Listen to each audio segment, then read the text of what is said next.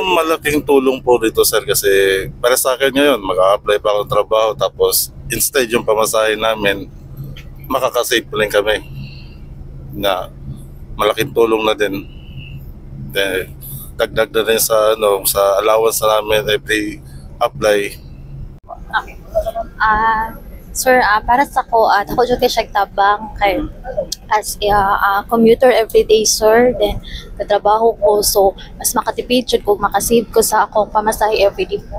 Malaking tulong talaga ito para sa amin na mga regular employee doon sa nagtatrabaho doon sa city mismo, doon sa downtown.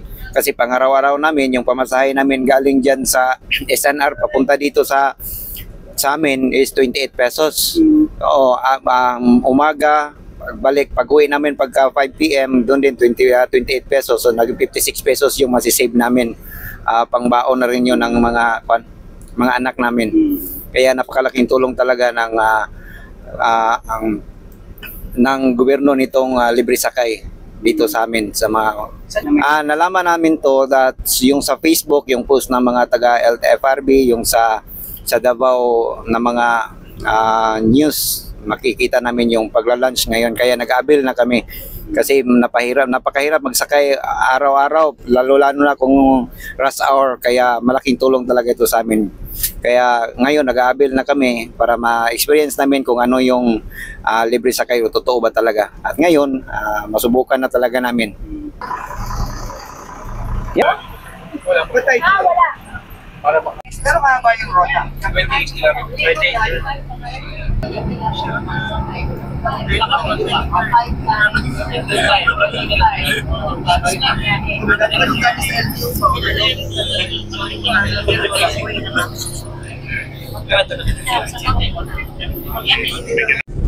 Yung family of 5. So 70 plus 5. So 350 a day.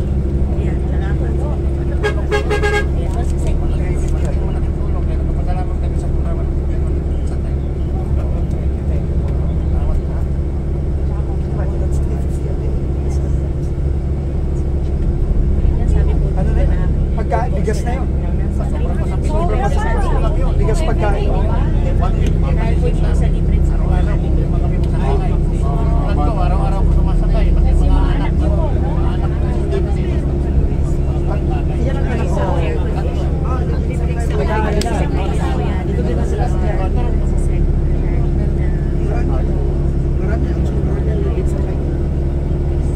Which is good.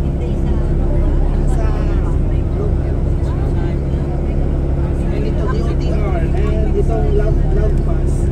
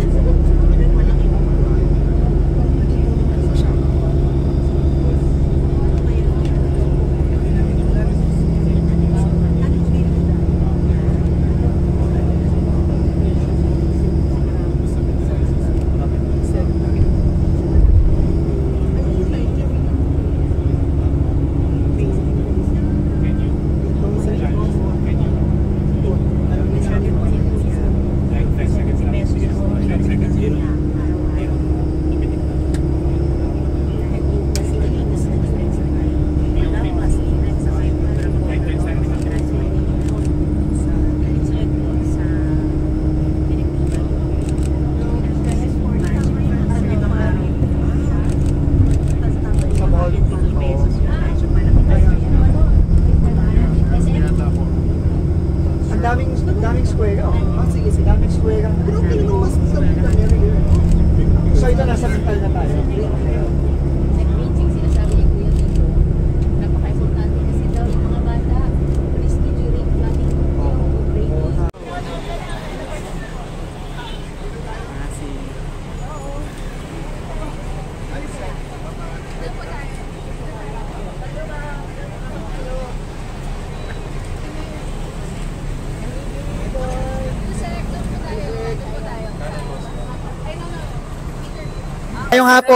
Mayong hapon sa atong tanan. So, we're very happy kami ni Secretary Mina. Happy kami, nandito kami sa Davao ngayon. Kasi alam nyo naman, nung SONA ni Pangulong Bongbong Marcos, in-announce niya na bubuhayin natin yung Love Bus.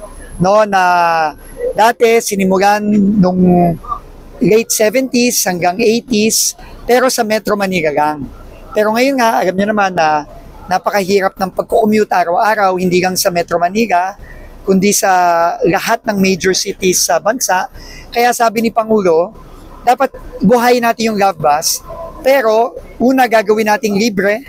So libre siya ng morning rush hour 6 to 9 at afternoon evening rush hour 5 to 8 ng hapon. Every day yon, libre 6 to 9 in the morning, 5 to 8 in the afternoon, at libre siya whole day pag weekends at pag holidays. Until when po yung libre siya po, Secretary? Until when po siya na libre? Tuloy-tuloy na yan. Tuloy-tuloy na. Kaya nga nandito si Sec Mina para siguraduhin na mabibigyan ng tamang pondo. Kasi napaka-importante nito, sabi ng ating Pangulo, nabigyan naman natin ng konting tulong ang ating mga commuters. No? Hindi lang sa Metro Manila, pero sa lahat ng major cities. Kaya nga nag-start tayo today sa Cebu tsaka ngayon dito sa Davao. 8 units lang po ba? May other...